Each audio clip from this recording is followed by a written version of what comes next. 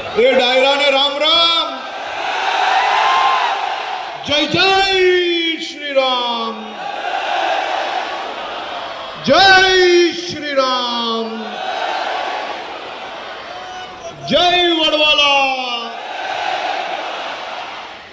અને બનતાની સાથે બીજા દિવસે વહેલી સવારે પહેલા જ વડવાલા પગે પડવા પહોંચી ગયેલો. આ વડવાલા પહોંચતા જ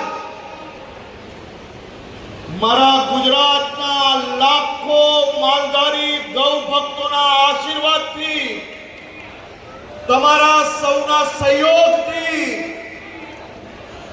પહેલું કામ મેં હાથમાં લીધું. એ કામ હતું ગૌ ભક્તોની રક્ષા કરવી અને ગૌ માતાની રક્ષા કરવાની.